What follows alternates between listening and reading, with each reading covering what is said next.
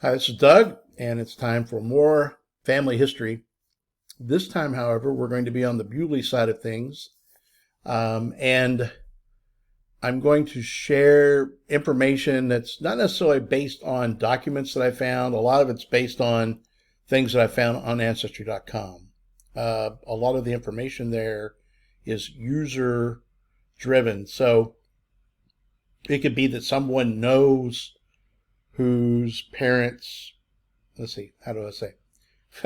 Who someone is the child of. Okay, they know who their parents are, and they list that. So it's not necessarily from a census or from a birth certificate or marriage document or anything like that.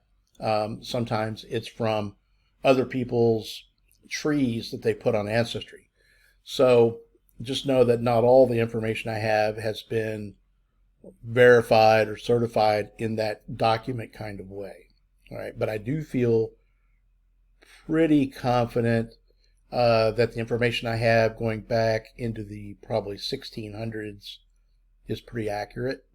Um, so in this video, it's just going to be kind of an overview going back through the generations, looking at grandparents. So we'll start with my mom and dad, William Lee Bush and Julia May Bewley.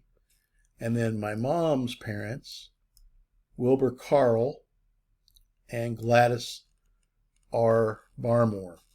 And Grandma and Grandpa lived in what is known as Bewley Hollow, just north of Elizabethtown. So if you know where Pear Orchard Road and Oak Lawn meet, I'm not even sure that's what they call it now. There's an intersection there, and if you keep going straight away from town, that turns into Bewley Hollow, and it runs all the way over to 934, or what a lot of people call Battle Training Road. Okay, and they lived there pretty much their entire adult life. They did live in Elizabethtown for a short period of time. Rented a house, I know, on Dixie, on 31W. There, it would be just south of where Rose's Shopping Center is. That area kind of where McDonald's is, but on the other side of 31W. And they ended up buying part of a farm that belonged to my great-grandparents. All right. Gabe and Rosie. So Gabriel L. Bewley and Rosie Bailey. And Gabe was born in 1879. Rosie born in 1874. I can zoom in just a little bit here. And again, these little blue markers is what they call through lines. So it's verified by DNA. And they lived in Bewley Hollow as well. They moved there when my granddad, I believe he was very young, and it's, some people call it a spring farm. There's a spring that flows out past where the house stood, and a cave that I never went into as a kid, always wanted to. My uncles and my dad did, I remember that. So anyway, that's where they lived. And then this whole Bailey connection we'll talk about later, but I have quite a bit of information on that family going back through Grandma Rosie's family. Then my great-granddad and grandma, Bluford M. Bewley II and Martha A. Berry. Let me back up a second. Okay, so my grandparents and my great-grandparents are all buried at Mount Zion Baptist Church Cemetery. And that's where they went. That's where they went to church. I can remember going to church with my grandparents, vacation Bible school, all those kinds of things. Now, the Bewleys, if you go back the generation before Gabe, lived over more Breckenridge County, Vine Grove, Meade County, in that area. And Grandpa Bluford and Grandma Martha are buried in New Salem Church Cemetery, and I actually went and visited there one time. That's where they are. And if I have cool information about the berries that I'll share later on. If we go back another generation, we have Joseph Bewley and Mary Polly Dowell. And Joseph Bewley, I've not found his gravesite, but I'm betting he's buried in Bewleyville. There's a cemetery with several Bewleys buried in it. It's a little just on the corner of this gravel road, or it may be paved, but a farm road, and it's just on a corner. The last time I went there, it was all grown up. There's a little row of trees, and you wouldn't know it was there. There's no fence, there's no gate, there's nothing like that. And my son and I searched in there one day, and we were able to find who would be my fifth great grandfather, Christopher Bewley. We were able to find his marker, and I'll talk about that in a second, but we weren't able to find Joseph. Some of his other sons, I think we found a son named Christopher buried there as well. So that makes me think that that's where he is. I guess there's a chance he could be buried with his wife's family, the Dowells. Meade County, that area, that's where they were. And that may be a talk for another time. But you can see I still have the through lines going. And now we're back to Christopher. He was born in 1755. He was born in Virginia, in the Charlottesville area. I think they call it Goochland. Oh, it says Bedford County. I take it back. Born in Bedford County, Virginia. And Nancy, his wife, was born in Loudon, Virginia. So they're the first Bewleys in our line that came to Kentucky. And Christopher served, the reason I was able to find his marker is that he served in the Revolutionary War. So there is a marker put there by the DAR. There we go.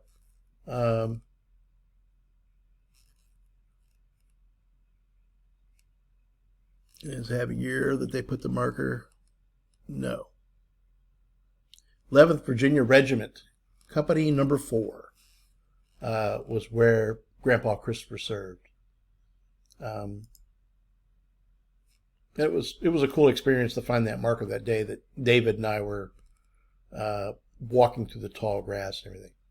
But he was a farmer, and it's just barely in where he's buried is barely in Breckinridge County, around the line. Bewleyville, there's a church there. There are a few houses, but that's about it. I don't know where his farm was, but I can't imagine it would have been far from where that cemetery is. I feel pretty sure that it was right there in that area. His father was John Bewley, 1719 to 1799, and John Bewley was born in Philadelphia and passed away in Philadelphia. We go back another generation. George Bewley, 1680, and he was born in England, and came to the would have been the colonies, and died in Virginia in 1746, according to what I have. Sorry, I forgot. John Bewley was married to Ann Kimball, and they were actually married. This is kind of a cool story. Let's see if I can find it quickly here. They were married in this church in Philadelphia, Christ Church. And it's known as, quote, the nation's church because of the famous Revolutionary era leaders who worshiped here. Christ Church was founded in 1695. It was the first parish of the Church of England, or Anglican Church in Pennsylvania. It's also the birthplace of the American Episcopal Church. The original church structure was a small brick and wooden structure that fit into its Quaker-dominated surroundings in the late 1600s. The current church was started in 1727 and has long been considered one of the finest Georgian structures in America. The steeple financed by a lottery organized by Benjamin Franklin, was the tallest structure in the colonies for 56 years. The interior of the church is as impressive as the exterior. It includes a baptismal font from the 1300s, donated by All Hallows Church, London, in which William Penn was baptized. Pulpit from 1769, built by Thomas Folwell, and a chandelier still in use since its installation in 1740. Those who worshipped regularly at Christ Church included George Washington, Benjamin Franklin. Looks like the rest of this is cut off. I want to say Paul Revere. I mean, it's like a who's who of folks that had been in this church in Philadelphia. One of the things I want to do is to go there sometime. All right, so that's the story of John and Anne. And then we already had George. He married a woman by the name of Sarah Ayres. And there's a very interesting story if you go back through the Ayres line that I'll share at some time. George's father was John. You can see I'll skip generations here. Now, you can tell that I've run out of through lines. Once we get, and this has been the case with every line that I've explored, that once I get back to the early 1700s, it doesn't happen anymore. In fact, Christopher Bush, it does not show up in my through lines on my dad's side. He's my 5-time great-grandfather, 6-time great-grandfather, and I don't have a through line that connects me with him. John Bewley is the first Bewley that I have on record who came to the colonies from England. George was his son, came with him. And John was born in Burnham, and that's in the county of Kent, in England. And I have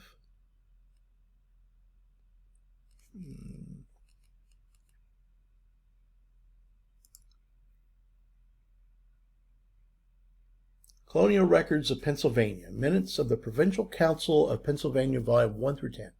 Supreme Executive Council Minutes. There is a mention of John Bewley. And here it is. Letters of administration granted to Isabella Bewley on the estate of John Bewley. Administration Book B, page 30.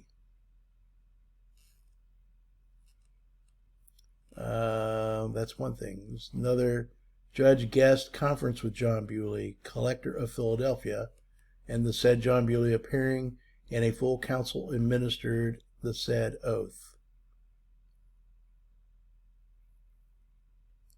1798. Wait a minute. That's a different John Bewley.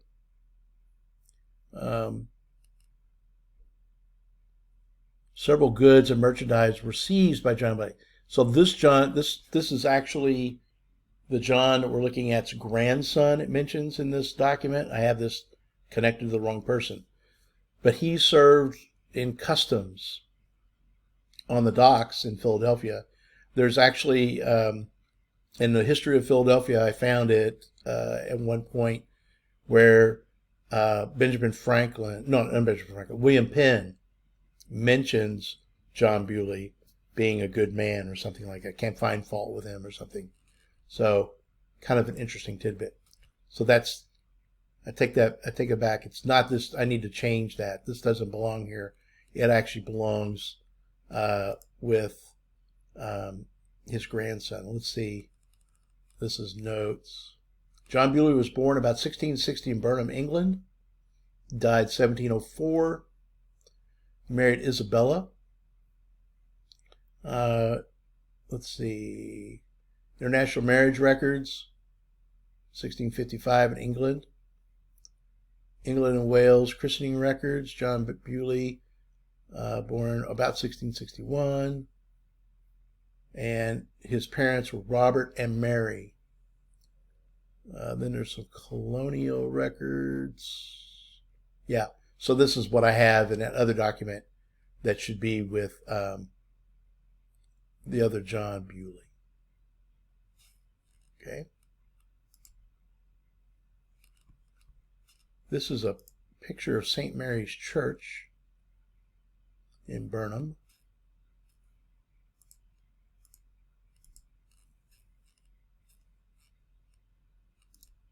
England's another place I really would like to go to do some more research. Okay, let's get back to the tree before this video gets too long. So, John married Isabella Bell, and John was born in 1655. She was born in 1656. They both lived into the 1700s. So there's Robert and Mary. Her maiden name is Goodyear. And I don't have death dates on them. These little green leaf things are hints, and I've explored those and haven't really been able to find much more. I did find parents. It's another John Bewley, 1607. Again, I don't have a lot of information. His wife, Mary Bates. And then Thomas Bewley, 1580.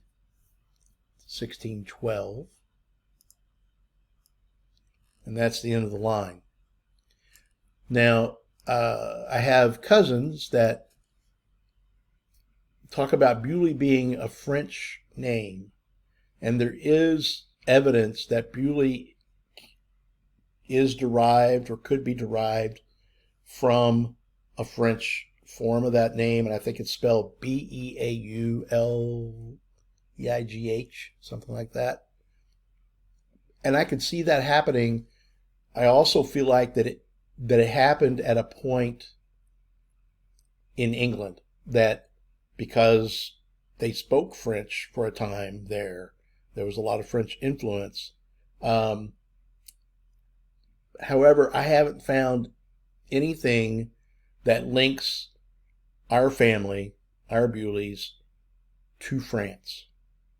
Okay, so it could be possible that if you went back far enough in English, once you got to England with the Bewley family, that you could eventually end up in France, but I'm not there. That's one thing. Second thing, in Ireland, there is a Bewley Coffee and Tea Company, and they're like the Starbucks of Ireland. And when I was in Dublin back in August on a school trip, I had the good fortune of visiting one. And in fact, when we arrived in Dublin, I was talking to one of our guides, someone that lived there in Ireland, who was helping us with the trip. And I said something to her about, she asked me, what kinds of things do you want to do while you're here? And I said, well, I want to go to a Bewley's. And she kind of looked at me surprised, like I knew what that was. And I said, well, that's my mom's maiden name. And so within walking distance of the hotel, we didn't stay in a hotel, but where we were staying on campus, I was able to walk to a Bewley's and buy a to-go cup.